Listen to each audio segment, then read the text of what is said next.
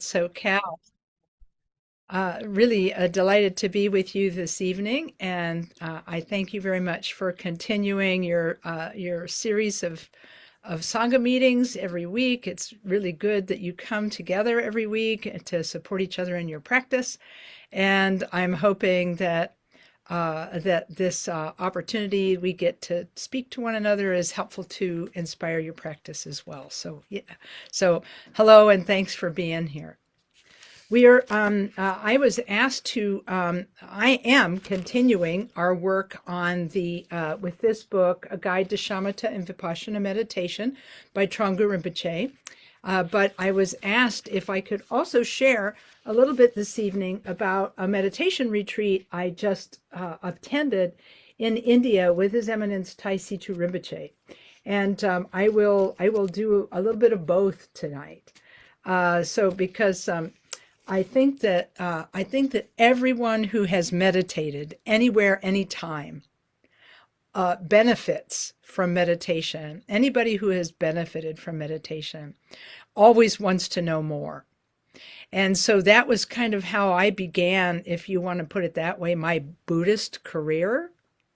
My life as a Buddhist began when I was in college, and I did not know I was a Buddhist at that time. I was a lapsed Catholic at the time, and was a journalism student at the Ohio State University, and I was feeling really stressed as a junior and a senior in the journalism program, and had lots of deadlines, lots of papers to write, and it was very stressful.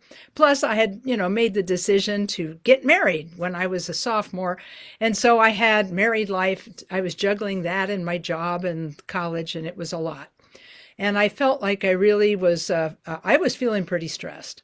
So instead of going back to church, instead of doing that, I took a yoga class. Because I heard that yoga was good for stress. And so I attended the creative arts program at Ohio State, which was a series of classes offered to undergraduates and graduate students in things like pottery and cooking and meditation and yoga. So I took the yoga class, and I really benefited particularly from the meditation. And I wanted to learn more. So when I graduated and got my first job in journalism, I, of course, joined a yoga place wherever I was. And when I moved to Newark, Ohio, where my job was, I also went to yoga lessons there in Newark as well. And that was where I found out that no matter which yoga center I went to, virtually no one understood meditation and virtually no one could teach it. So I was a little frustrated, needless to say. But when they announced that there was a Tibetan Lama going to speak at the yoga place, which, by the way, was named the Yoga Place, I jumped at the chance to meet this Lama because, after all, I was a newspaper reporter, and so I got a chance to interview the Lama who was visiting. This was 1977, and the Lama was Khenpo Karthar Rinpoche. So, like, what? And so who would have known and who would have thunk it that I would have had this opportunity to meet a man from the other side of the world who was born the same year as my mom, 1924, and who had escaped from Tibet in 1959, coming over the mountains on horseback and living in refugee camps in Asia. So in any case, he came to the United States in 1976. That's exactly 50 years ago this year. And those of you who saw me earlier this evening to tell this story on the Amrita of Eloquence class that KTD is giving for folks who are interested in the life story of Khenpo Karthar Rinpoche, I told this story earlier this evening, will know that meeting Rinpoche was a pivotal event in my life.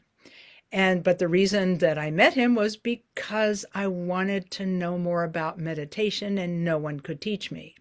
So finally, meeting Khenpo Karthar Rinpoche, I had the opportunity to learn about meditation in ways that I never had before. He taught me mantra meditation. He taught me quiet sitting meditation. He taught me what to do when I was overwhelmed by thoughts. He taught me how to do compassion meditation. And so it was really a rich environment that he provided for me and all the other Western students.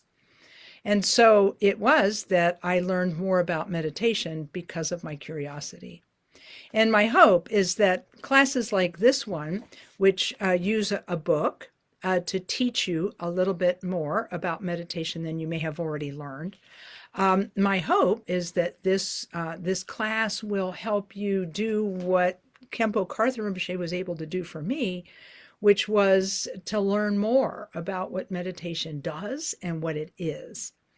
So this is a little bit of an introduction as to why I am teaching this book and why I am teaching it the way I am, because as you can see, it's an extremely slim book. We could have gotten through it incredibly quickly, but I chose to go through it very slowly so that I can incorporate other topics into the book. So what I'd like to do for the next 15 minutes or so is I would like to cover the part of the book I wanted to cover this evening. And then I wanted to talk a little bit about what does a Buddhist career in meditation look like? What is it like? What do we learn? And so on. So, oh, and thanks very much, Sam. He's provided the ebook for this. I appreciate that. That's very helpful.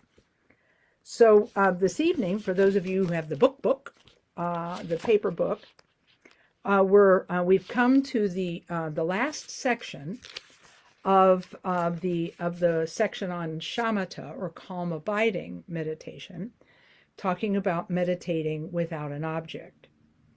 So for this, I wanted to share something I got from one of Khenpo Karthar Rinpoche's teachings. But before we get to that, Thrangu Rinpoche starts this on page 30 of the paperback, the bottom of page 30. He says he's already talked about two steps in shamatha meditation: working with your breath and working with the obstacles of agitation and sleepiness. Now he's going to talk about the third step of shamatha practice, is not to rely on the internal breath or any external support, because last time we talked about external supports such as listening to sound and looking at a visual object like a stone, a stick, or an image of the Buddha. So here's what Thrangu Rinpoche has to say about meditating without an object. First, he wants to explain how meditation works with the mind. And so in order to talk about what meditation does in the mind, he talks about the 8 consciousnesses. This comes from one of the earliest teachings of the Buddha about how mind is a singular thing, but has 8 different functions. 5 of the functions have to do with the senses: seeing, smelling, tasting, touch, and hearing, as well as smell. And so all of these 5 senses convey information, but the sense organs cannot think. That is left up to the 6th consciousness, the mental consciousness, to process the sensations conveyed by the mouth, the nose, the eyes, the ears, and the skin. So these 5 senses, all their inputs, are thought about and experienced by the 6th consciousness. That is the mental consciousness. So that's where we begin. So he talks about, he said, the method of meditating without an object, he says, is for someone who has gained some stillness in the mind by working with the breath or with an external object. And by stillness in the mind, he means the ability to stay with the object, with our attention, because what we're doing in shamatha is we're training our attention to be placed on an object and to stay there, hopefully as long as we wish. But even if we can't stay with the object as long as we wish, if we can succeed in noticing and remedying distractions that arise during meditation, we are working toward stillness. Okay, so that's what he means by developing some stillness. Means that you are able to, let's use the breath as the example, you're able to keep your attention with the breath as it comes and goes, and you are able to notice distractions that distract your attention away from the breath. You are able to notice them, label them, thinking, let them go, and redirect your attention back to the breath. And think of that redirection as a fresh start for your session of shamatha. So that's what he's talking about. A person who's able to follow instructions, stay with the breath for as long as they can, and when they are distracted, notice the distraction, label it, let it go, and then redirect attention back to the object. So that's what he's talking about here. So if you gain some measure of stillness from your shamatha practice, he said you could move on to work without an object. Now, this is not going to be something that everybody can do. So you have to judge whether you're ready to undertake this type of object-less meditation. But let's talk about how object-less meditation works. So he says to understand this technique, we need to look briefly at the mental faculties of mind that actually perform the act of meditation. According to Buddhism, the functions of mind can be grouped into either 6 or 8. Of these, the first 6 are easier to detect because they are always moving and changing. The 7th and 8th consciousnesses are constant and unchanging and therefore harder to notice. I would say that they persist. They persist. So he talks about them one by one. He said the first 5 sensory consciousnesses are the consciousnesses that receive the input from the 5 sense organs. These sensory consciousnesses, the first sensory consciousness is the visual consciousness, which receives input from the eye and makes these into images that have shapes, colors, movements, and so forth. Usually we say, I see with my eyes, but in fact, we don't see with our eyes because our eyes are just physical matter and makes images that we see. The second consciousness is auditory, and it receives information from the ear and makes sounds that we experience. The olfactory consciousness, which relies upon the nose, experiences smells. The gustatory consciousness relies upon the tongue and experiences tastes. Finally, the tactile consciousness relies upon the nerves in the entire body and experiences internal and external sensations of the body. Now, these 5 sensory consciousnesses, he writes, experience their objects directly, but they are not capable of thinking about the objects they perceive. The sensory consciousnesses themselves do not generate thoughts such as, that is a beautiful form, or this is an ugly form, and so on. In the Buddha's Abhidharma teachings, the sense consciousnesses are classified as non-conceptual or non-thinking consciousnesses. Therefore, while the sensory consciousnesses are active, while we are meditating, it is not the sensory consciousnesses that do the meditation because they are non-conceptual. Being non-conceptual, their perception of direct experience does not harm or obstruct the act of meditation. So in other words, we're not directly distracted by the things we taste, touch, hear, feel, and so forth. The sixth consciousness, the mental consciousness that receives these perceptions, is another matter. The sixth, or mental consciousness, is the faculty for thinking, and it functions based on the information gathered by the five sensory consciousness. And the sixth consciousness thinks about the thoughts it has generated itself. The sixth consciousness makes the evaluation of things that are perceived and experienced, and makes a decision based on whether things are desirable or not. And it's also based on previous thoughts and previous experiences. Mental consciousness, the sixth consciousness, produces the constant internal dialogue that we have with ourself. This mental consciousness also produces thoughts, feelings, emotions, and so on. Basically, almost all of the mental activity that we are aware of is produced by the sixth consciousness, and it is this consciousness that produces thoughts. So we meditate with our sixth mental consciousness. Any questions about these first five, or shall we say six, consciousnesses? Any questions about these? I may or may not be able to answer, but I can write them down.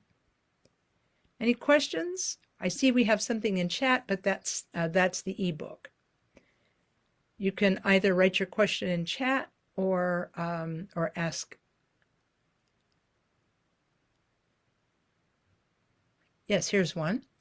So Sam says, so it's our normal five sense consciousnesses and our internal monologue. Yes, the sixth, if what you mean is the sixth consciousness, the consciousness that creates and maintains thought, then the answer to that is yes.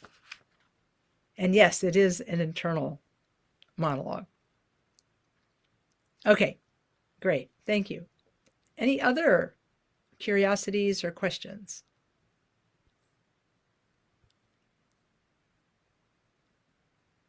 Going once, going twice. Okay, I just had to check. And yes, it's the mental consciousness that we use to meditate with, since that's where all of the thoughts are coming up. They come up in the mind, and that's why the mind is, the sixth consciousness is set to the task of paying attention to the breath as it comes in and out. So that's what is meditating. What is practicing meditation is this sixth mental consciousness. Somebody asked Thrangu Rinpoche, the author of this book, one time, why is it when I meditate on an imagined form like Chenrezig or the Buddha, why is it that when I imagine a form or visualize a form, it frequently will be unsteady and parts of it will disappear? Because the person was saying, when I visualize Chenrezig above my head for the Chenrezig meditation, they said, sometimes the head will disappear, sometimes the torso will disappear, but it's very difficult to see it all at once. And Thrangu Rinpoche said, well, the reason for this is because the visualization is being performed by your sixth mental consciousness. And your sixth mental consciousness is not super well trained right now. It can't stay with your object for very long at all. And I think those of us who do breath awareness meditation will recognize this, in that they can be with the breath for a period of time, but not forever. They eventually wander off into the past or into the future, or go round and around and around in the now. And that is why they cannot visualize Chenrezi all at once above their head because they're not well trained in staying with their object. So he said it's going to be like that until it isn't anymore. The person is, and Sam is asking, is the sixth consciousness our ego? I'm going to have to ask up the chain of scholars of our Kempos to make sure about that. I've got a theory, which could be worth 25 cents. And I think that it is the basis of ego because it experiences itself. Okay, the sixth consciousness experiences itself, and it believes that there is a self that is experiencing things. So I'm going to say it's the basis for ego, but I couldn't say it is exactly. I'd have to ask up the chain and ask the Kempos for that one. Let me, hey, Jody, would you do me a favor and make a copy of that and then put it in an email to me, and I'll ask one of the Kempos, okay? All right, awesome. Yeah, because I think it's the basis of ego. It's where ego lives. But we are liberated from ego fixation by meditation practice. So and I have an interesting comment on that, but I don't know that now is the time to make it. So that it's all about a big misunderstanding, and we'll get to that in a few minutes. Now, to go back to the book so that I can complete the presentation I'm going to do this evening. In the top of page 32 in the book, the paragraph does kind of answer Sam's question. The seventh consciousness is called the afflicted consciousness, because the sixth is the mental consciousness. But what about the other two? The more stable consciousness is the seventh and the eighth. Now he's going to explain these two. The seventh consciousness is called the afflicted, or the kleshic consciousness. The disturbing emotions which arise in the seventh consciousness are not the usual disturbing emotions of attachment, aggression, and ignorance, but is the constant fixation that we have on ourself that underlies our constant belief of I, me, and mine. And in the book, The Great Path of Awakening, which I left on the shelf over here, stand by, I have to grab it. This, stand by. Here in The Great Path of Awakening, Ken MacLeod, the translator, says that it's emotionally flavored from previous fixations and habits of previous lifetimes. Okay?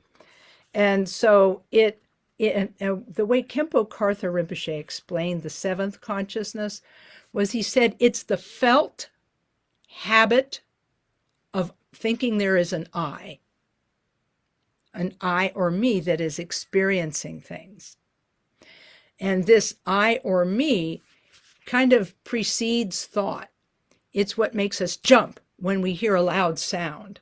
It's what the startle reflex is all. The startle reflex is evidence of the presence of the seventh consciousness, basically, is what the way Khenpo Karthar Rinpoche explained this.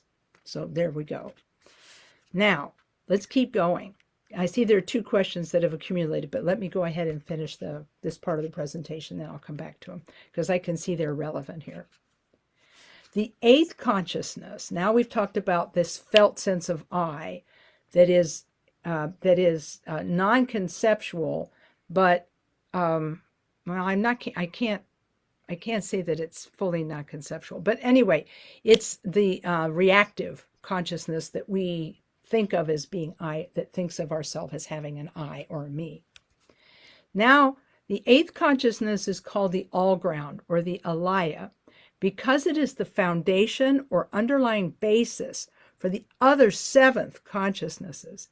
As such, It is unceasing luminous clarity. Remember I told you I was going to explain where self came from? Here we go. While the eighth consciousness is unceasing luminous clarity, it is not really involved actively in meditation. However, we experience the eighth consciousness at the higher level of non-conceptual meditation. The practice of meditation consists of working with thought. As thoughts arise, they are the natural display of mind, and in meditation, we simply do not follow them. By not following the thoughts will lessen, meaning in number and in strength.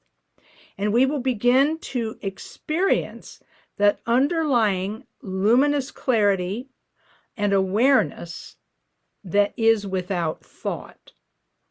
In shamatha practice, we simply rest in the luminous clarity of this eighth consciousness. So this is where I bring in the other quotation. It's up here too. Oh boy. Okay, stand by. It's also from Thrangu Rinpoche. And it is, let's see. Oh, darn. I'm not going to be able to get my hands on it. Okay. The book is missing in action. The book is the book called Creation and Completion, a guide to tantric meditation by Thrangu Rinpoche. And in the foreword or the introduction, the translator's introduction, Lama Sarah Harding says that she summarizes Thrangu Rinpoche's teachings about the mind by saying that that mind experiences its luminous clarity and its emptiness. And he doesn't say that here, but that is what happens in meditation. Mind is not a material thing. And we discover this when we do meditations such as the meditation on mind, on ultimate bodhicitta, that is in the book Great Path of Awakening. Jamgon Khantrul encourages people to understand the emptiness of mind by encouraging us to, the four slogans are: think of all phenomena as being dreamlike, examine the nature of unborn awareness. That's the second one. The third one is let even the remedy free to subside naturally. And the fourth one is rest in the nature of all the bases of everything.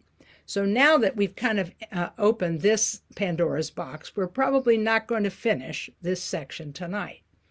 So and we'll probably need to talk about this fourfold meditation the next time we get together.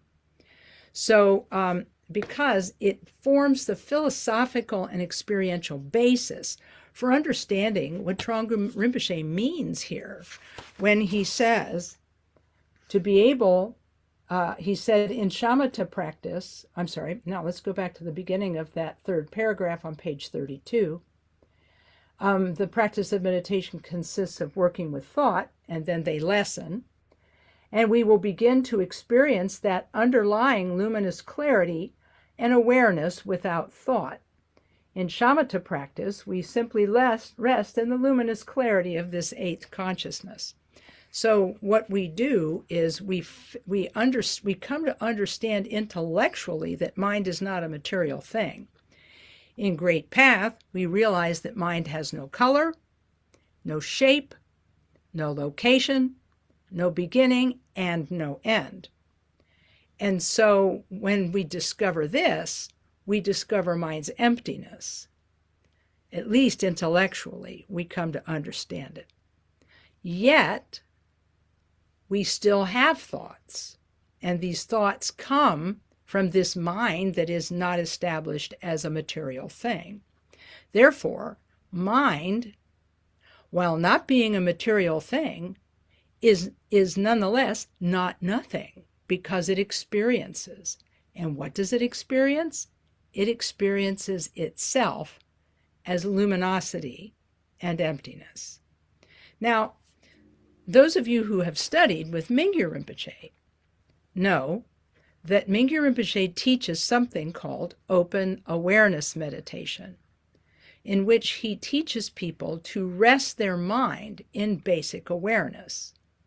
He does this by encouraging people to recognize that they are aware of the things they see and they're aware of the things they hear, but they also can become aware of awareness. And what is awareness?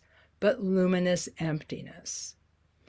And so in that way, he introduces people to this meditation on mind as being luminous emptiness, the awareness that is underneath all thought. So to be able to rest, okay, so in Sarah Harding's introduction to Jamgon Khantrul's Creation and Completion commentary by Thrangu Rinpoche, she says, we misunderstand mind's emptiness, and we think that it's a self. And we misunderstand mind's luminosity and think of it as being a real external world of others. So we misunderstand its emptiness as a self, and we misunderstand its luminosity as an external world of others. And so these two misunderstandings produce samsara for us, the experience of our inner and outer world. And the two questions, I think, come to this. The person was asking whether the sixth consciousness was ego, and also wondered if the eighth consciousness was our ego. And the idea is that our mind automatically, through habit, has never seen its own nature. It's not yet. From beginningless time, our mind has existed. Khenpo Karthar Rinpoche was asked about this once. If we all have the potential to see the nature of our mind, how come we haven't done it? And Rinpoche said, well, he said, that's because our mind is limitless. No color, no shape, no location, no beginning, no end. Our mind is limitless. And he said, as such, it possesses the potential to not know its own nature. Otherwise, it wouldn't truly be limitless. And he said, this mere sheen of ignorance has covered mind's nature from beginningless time. That we have taken our perceptions, thoughts, and experience to be a self when there is not one. And mind's luminosity we have taken to be an external world of others that we have taken as real. And this misunderstanding has carried us through samsara from beginningless time until now, when we first hear that it might not be the way we thought it was. And so it starts with this inkling that things may be different. And we find that out through experiencing our mind in shamatha meditation. When we experience our mind momentarily without thought, and when we experience our mind momentarily without thought, it's almost like a window opens for us into the possibility of being more than what we thought we were. So anyway, that's coming there.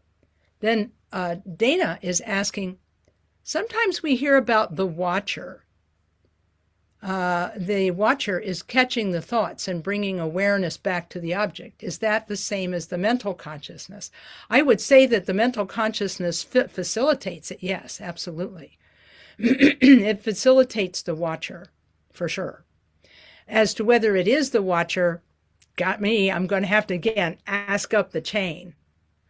because I want to make sure I give you the right scholarship on this. And I'm a meditator, but I'm not a scholar, and I'm not realized. So I'm kind of at a disadvantage for answering these kinds of questions. But that doesn't mean I can't find you the answer. So that's what we're going to do. Me and Jody, you're writing it down, and then I'm going to pass it up the chain and find out. But I think that based on what I've read of Mingyur Rinpoche's description of the watcher, I would say that the watcher is facilitated by the sixth consciousness. It's facilitated by that.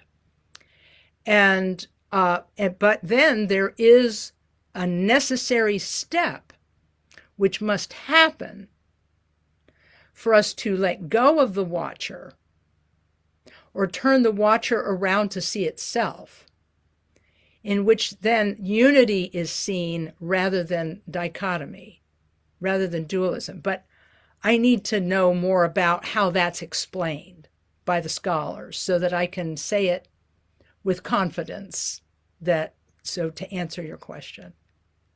Oh, this is turning into a fun class. You guys okay so far? Doing okay? I got some thumbs up? Okay. That's a lot. We talked about the 8 consciousnesses like in 5 minutes. It's a lot. So my 15 minutes, I just blew past it. But we're getting through the book, so let's keep going. So, bottom of page 32, last paragraph. I'm sorry. Let's go to the footnotes. Footnote number 15 and 16. Here's what is explained. He explains that the 8th consciousness actually has 2 functions. The all-ground aspect, which keeps the other 7 consciousnesses unified and working together.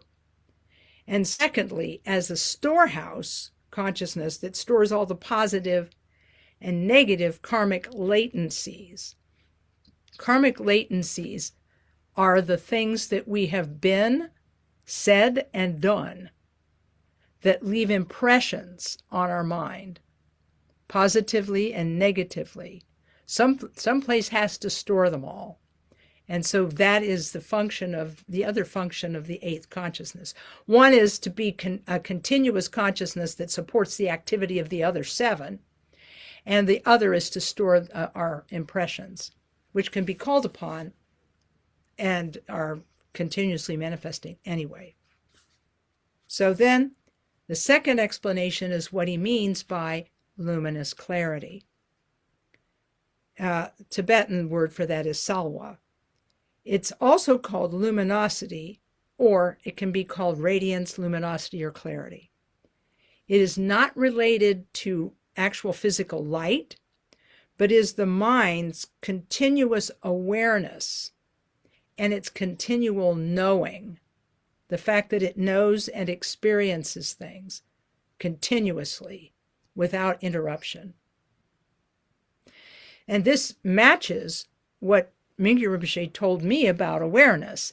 He said this awareness is actually active continuously. He said it's with you when you are awake, it's with you when you are asleep, it's with you when you're in a stupor. It is always there. It persists. Anyway, page 32, bottom paragraph. To be able to rest in the 8th consciousness, free of distraction, we need to apply mindfulness and alertness. Remember our 2 skills? Mindfulness means that we know that we are meditating and we stay with the technique. And alertness is the function of mind that lets us notice when we're no longer attentive to something. So it says here, mindfulness is simply not losing track of or forgetting our intention to meditate without distraction. And alertness is recognizing what is happening in the mind. For example, whether or not we have become distracted. So, shamatha meditation consists of not following thought, which arises from the 6th consciousness, and instead resting in the basic luminous clarity of the 8th consciousness, or the basic awareness that underlies all thought. In meditation, we should stay in the present moment by applying mindfulness and alertness. When thoughts arise and we don't follow them, they will automatically dissolve, and then we can return to a state of stillness. If this process leads to a state of luminous clarity, that is good shamatha meditation. So then he says, returning to our topic, when we are meditating without any object, we need to balance our effort and relaxation. We sometimes need to increase the amount of effort we are putting into meditation. For example, if we have a lot of wild, uncontrolled thoughts running through our mind, or if our mind is extremely unclear, we need to increase our mind's innate clarity with a more forceful application of mindfulness and alertness. So I had a hope of being able to talk about a technique of meditating without an object. I don't know that I have enough time to do it. And still talk about the Situ Rinpoche program. So thoughts, should I leave off here and then start the next class with the technique and then try it out? Because I don't know that I would have time to do both the technique and the test meditation and the whole thing in 15 minutes. You think, okay? Okay. So we talked about the theoretical basis for meditating without an object. And we talked about how the eight consciousnesses work, 5 being for the senses, the 6th being thought, the 6th being what we meditate with, the 7th being the felt sense of I or me that precedes thought, and the 8th consciousness being the storehouse and the linking consciousness for all of the others, the basic consciousness for all the others. Now, next time what we'll do is we'll start with a short meditation that Khenpo Karthar Rinpoche taught on objectless meditation. He gave a very short instruction on this, and I think it's going to be easy to talk about and easy to do, but I'd like to have more time to present it and do it. Until then, what I might encourage you to do is I might encourage you to take some time in the next month until we meet again and notice your own meditation. Notice it. Notice what you have more trouble with. Do you have more trouble with speediness and agitation, or do you have more trouble with sleepiness? If you have more trouble with agitation, it's probably a good idea to address that agitation with one of the remedies that we talked about one or two classes ago, by using the meditation that Khenpo Karthar gives in his book Dharma Paths, where he says that when you're feeling agitated, he said if you're feeling agitation, you can calm your agitation by imagining that in front of you and going down into the earth, there's a shaft of darkness, and that your breath goes out and goes into that shaft of darkness and then comes up again. And I know it's going to sound weird, but he said illuminates your body as you breathe in the darkness. It illuminates your body with darkness. And you just do this for a short period of time so that you can calm down the agitated thinking. The opposite is the sleepiness. And how you deal with the sleepiness is by using your imagination to imagine a shaft of light going up into the sky, and imagining that your breath comes out and goes up into that shaft of light, and then comes back down and illuminates your body with light.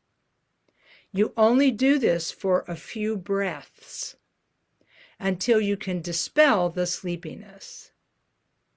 Just as you only do the remedy meditation for agitation until the agitation has been quelled. Then take a look and see, you can kind of see how your meditation is. you can see where you're, how long you can be attentive without being distracted, and get a sense of where you're at in terms of your own stillness and your own ability to bring back your attention. Bring your attention back to your breath or to your visual or sound object.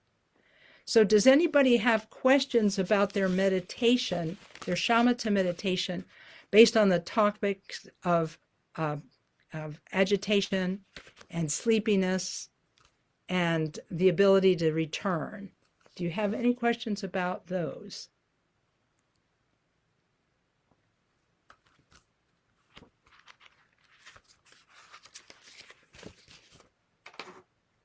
Okay, so what I'm going to do then is that next month in May, and this will be, I think, the third Thursday, right? So this will be the 21st. We will start on page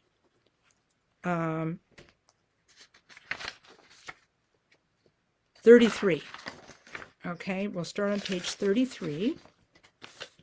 And I will begin with a short summary about the 8 consciousnesses, and then we're going to learn a very brief non-conceptual meditation, okay? Okay. Okay. Okay, got that. All right, so we have a few minutes left. And I was asked to talk a little bit about the Mahamudra program that I attended with His Eminence Taisita Rinpoche. And what I'd like to say about it is that Sita Rinpoche, he began teaching Mahamudra a long time ago. He taught a group of students, Western students, at Chöling Monastery in Scotland in the mid-1990s. In the late 1990s, he also began a multi-year Mahamudra training at KTD Monastery. He also later started a multi-year Mahamudra training in Asia, at least one, and he might have actually done 2 or maybe even 3 in Asia. So it was a 6-year program, and he finished all of the 6-year program for the Western students. Then it morphed into a 7-year program for the Asian students. And so, but we both ended up at the same place in the book. What book was he teaching? He was teaching one of the 3 Mahamudra meditation manuals written by the 9th Karmapa.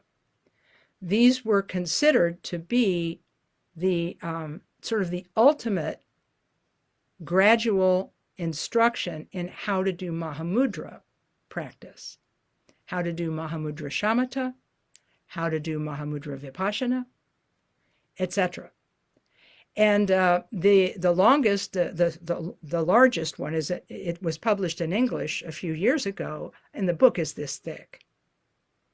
And the book, so that's the book he's teaching, and it's called The Ocean of Definitive Meaning, sometimes called The Ocean of Certainty. But this is the longest presentation of Mahamudra techniques by the 9th Karmapa. So he was giving us the reading transmission for this book while also teaching us all of the meditations in the book. He stopped, however, before teaching the Vipassana or insight chapters. And so he waited until he finished the last of these courses. And the last course, 7-year course, finished in December of 2025. And so he let everyone know that in 2026, he was going to start a 3-year program teaching the Vipassana chapters to everyone who had been in any of these groups before, the Samueling group, the KTD group, any of the Asian groups. And so what happened was, in April, the confluence of these 4 or maybe even 5 groups met in India, in New Delhi, at a hotel. 710 students were in one room listening to Situ Rinpoche teach Mahamudra. It was amazing because he taught in English, and he taught in English and was then translated into Chinese and translated into other languages as well. I think it was translated into many languages, as a matter of fact. Let's see if I can find a photograph here. I took a photograph of the big room where we were all gathered. Yeah, here it is. Yeah, I'll share this. Let's see. Oh yeah, here it is. This is the, I know, right? Let's do that. Whoop. Okay. This is it. This is the big room. I was sitting in a chair, so I was sitting in the very back of the room. This is 700 people, and His Eminence was going to be sitting here. And he taught us for several hours a day, and we meditated together for several hours a day in this program. And it was really amazing to be in the same room meditating with 700 people. It was quite inspiring. I don't know if anybody got enlightened during that, but it was awfully wonderful. And he and His Eminence gave lovely little audiences to people from different groups. And let's see, I was in one group. This was not my group, but anyway, somebody took some pictures of His Eminence during the group audiences that he gave. And let's see if I can find, there's one. There's a picture of His Eminence. They outfitted a special place for him to be and when he was giving audiences. This was a small group of people, including Fred Cooper from the Santa Fe Stupa and so forth, and his wife and their group. So, and then we also had a KTD audience, and it was really just a remarkable experience. And he at first he said that he wasn't going to teach another one of these multi-year programs, but I think he's going to teach another multi-year program. So there's lots of ways that folks like us who live in the U.S. can get Mahamudra transmission. Okay, one of the ways to do it is by getting involved in Mingyur Rinpoche's group in Tergar and going through all of his different levels of joy of living and the path of liberation and so forth, and then getting Mahamudra transmission that way. Or meeting someone like Situ Rinpoche and getting the transmission that way. But I just heard recently that KTD Monastery in Woodstock, New York, is going to offer a Mahamudra transmission this year by Drupal Khenpo, a high Lama of the Karma Kagyu tradition, who is authorized to give Mahamudra transmission. So I want you to keep your eyes open for something happening in the fall and save your pennies, because I think that it will probably only be given in person, but I can't guarantee that.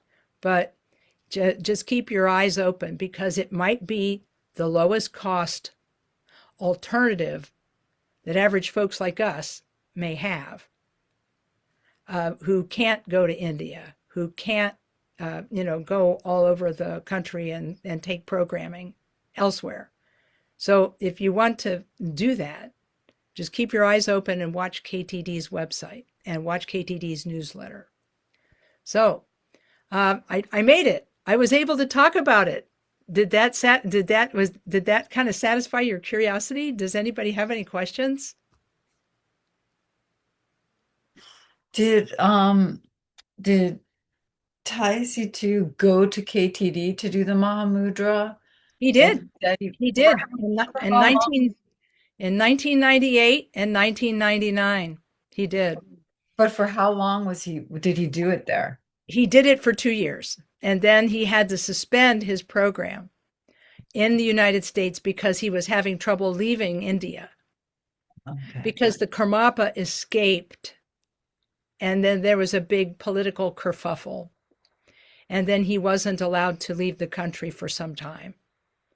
So he wasn't able to finish that particular one. And we eventually, the KTD group had to be folded into one of the other groups.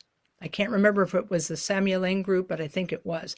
I think that one of the Asian groups and one of the Samyeling groups, we all had to merge and go to Sherabling Monastery in the north of north of India in order to finish our 6-year program. So did that answer the question? Yeah. How old is he now? He was born in a horse year, so this is his year. So he would be 72 in Western reckoning and 73 Yeah. in Tibetan reckoning, because they give when you're born they consider you 1 year old. Other questions? Well, then I'm glad I got a chance to talk to you about that. Thanks for Jody. Thanks for asking. I'm asking me to share on that. Well, I was on the KTD group, the WhatsApp group, and I was just cruising through it because somebody posted, and there you were. I was, Lama Kathy's in Delhi? Yes, indeed. Yes, indeed, I was. I do have a picture. I just didn't choose to show it, but I got it. I'll show it to you. Let's see. Where did it go? Ah, yeah, here it is. There's a story behind this. Um, During the program, Lama Tsultrim was of the men's retreat master at Carmeling was unable to attend his audience, and so he got a private audience, and they let all of us attend it. So there I am, and there's Amy Billman from Wisconsin, Bonnie Snyder from North Carolina, and Lama Tsultrim, the men's retreat master at Carmeling. He's a limited mobility kind of guy, and so he attended the end of the program in a wheelchair because he was having it's a lot of walking, and it was much easier for him to to go by chair. So that's us with His Eminence in his suite of rooms in the hotel. Pretty cool, huh? I felt super lucky. I will say that to have the What, opportunity to what are to you see. holding on to there, Lama Kathy? He gave us little like printed Tonka paintings. Oh, Yeah, nice. so it was swell. Yeah, so because a couple of us, Amy had already finished his 7-year program, but Bonnie and I only finished the 6 year, but it included all the material. But you know, but we had not been to a program since 2010. Our program ended in 2010, and we were never able to go individually for instruction, which is what he was hoping we would all do. Because I had this little problem with our center burning down and having to rebuild it, and so I didn't have any time to travel. I couldn't go for any other programs. I couldn't finish my homework and so forth. So I didn't qualify for the instruction. But he was very compassionate and let us attend. So it was terrific. Can I just ask this? When you say was giving you instruction at the end, what does that entail? Well, he actually, there are guided meditations that he did with us as a group of 700. He had us sit and meditate while he directed our meditation. It was really super. He was, teaching us how to meditate, which is like, remember, that was kind of like always what I was looking for from the very beginning, right? I was looking for somebody who really understood meditation, and I think I finally found somebody.